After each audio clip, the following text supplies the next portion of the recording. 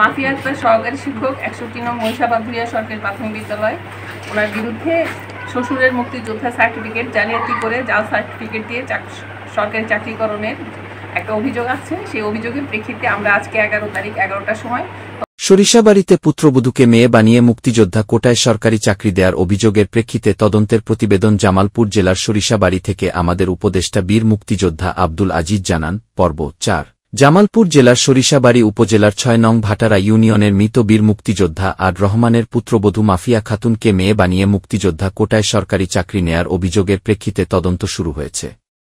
এ বিষয়ে গত 09/09/24 তারিখ উপজেলা শিক্ষা অফিসের খারক নং উর্শিকত সরিষা জমাল 2024/26/09/09/24 খ্রিক মোতাবেক তদন্তের বিষয়ে সহকারী শিক্ষক মাফিয়া খাতুনকে জাতীয় পরিচয়পত্র, তাহার জন্মদাতা পিতামাতার জাতীয় পরিচয়পত্র, সকল শিক্ষা প্রতিষ্ঠানের সনদপত্র, কাবিননামা, দত্তক সনদপত্র, পিতার মুক্তিযোদ্ধা সনদপত্র, নিযোগপত্র, যোগদানপত্র ও স্বামীর জাতীয় পরিচয়পত্র সহ 09/24 তারিখ সকাল 11 ঘটিকায় হাজির থাকার জন্য জানানো হয়।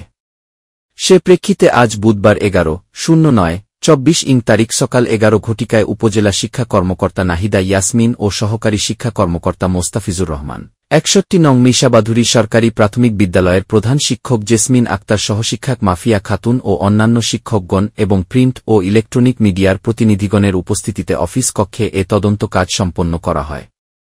এ সময় উপরে উল্লেখিত বিষয়গুলোর মধ্যে জন্মদাতা বাবা মায়ের জাতীয় পরিচয়পত্র, সকল শিক্ষা প্রতিষ্ঠানের সনদপত্র, কাবিননামা, দত্তক সনদপত্র ও স্বামীর জাতীয় পরিচয়পত্র দেখাইতে বা উপস্থাপন করতে পারেন নাই।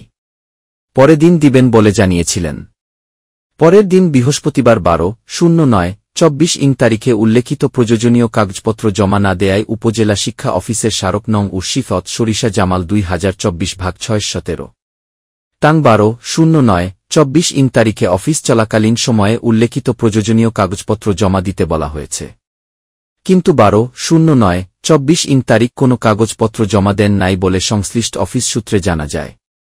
এ ব্যাপারে উপজেলা শিক্ষা কর্মকর্তা নাহিদা ইয়াসমিন নিকট জানতে চাইলে তিনি বলেন, দাখিলকৃত কাগজপত্রের আলোকে অতিদ্রুত সময়ের মধ্যে জেলা শিক্ষা কর্মকর্তা বা উদ্বোধন কর্মকর্তা বরাবরে সংশ্লিষ্ট সহকারী শিক্ষক এর বিরুদ্ধে আনিত অভিযোগের তদন্ত প্রতিবেদন প্রেরণ করা হবে জানান।